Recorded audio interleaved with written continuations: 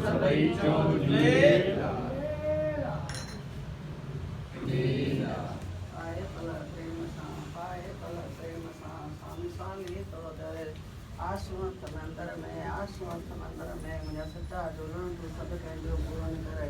छॾी दर्शन तुंहिंजो दर दर्शन पवां सतगुरनि जे दाता तुंहिंजे दर ते साईं तुंहिंजे दर ते दिलि स्वामी अचनि सवें कमी त थई कान का तूं सभु कंहिंखे दुनियो भरे ॾे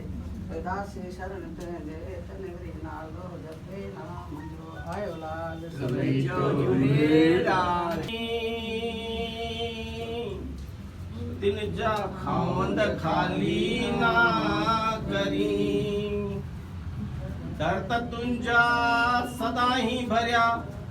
वेली भरिया ही आई हाणे आशा हूं आई वापारी हर नाम जा उत्तरदाती आयो मुंहिंजो सूदो सावल शाह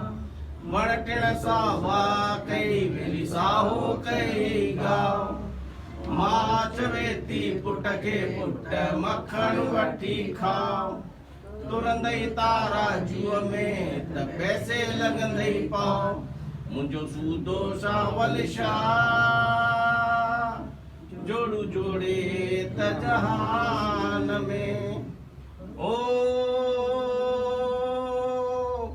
लालण लालण मां कयां मुंहिंजो लालण कहिड़ी कुंड मां त ॿारिया थी लकड़ियूं मुंहिंजो लालण ॿारे गुंड हाणे मुंहुं में कहिड़ी हुंड जो लिकी वेठे तूं लाट में ओ मुंहिंजा ज्योतिन वारा लाल ओ मुंहिंजा बलवन वारा साईं छल अचे रहिजी छल तो सां जुदा न थियूं पिरी हिकु पल जैसी आए ही जान में ही जान अचे रहिजी छल अचे रहिजी ओ सजण अचे रहिजी छल रहिजी अचे मुंहिंजा साईं छल रहिजी अचे असां पले पाइण में ॻाइण में वॼाइण में काई भुल चुक थी हुजे अनजान बच्चो सम्झी करे माफ़ कजां हे मुंहिंजा ज्योतिन वारा लाल जेके बि तुंहिंजे दर ते झोल चले बीठा अथई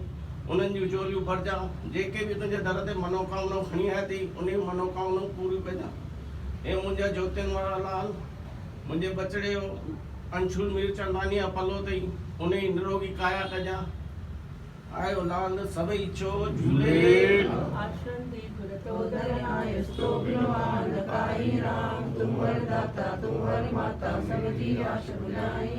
पाए पलो मां पेरे प्यासी आए से समझाई राम तन मन धन अरदास करो मांगत नाम सभी नाम तुम्हारा साबुन कैसा दोसा पाप सभी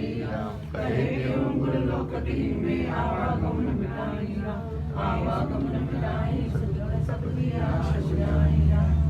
राम जपाई राम तो विद सार मिलाई राम तेरे दर पर स्वाली साईं तेरे दर पर स्वाली कभी न जाए खाली ऐसी विनती कीजिए जामे कुटुंब समाए मैं भी भूखा ना रहूं मेरा संतन खाली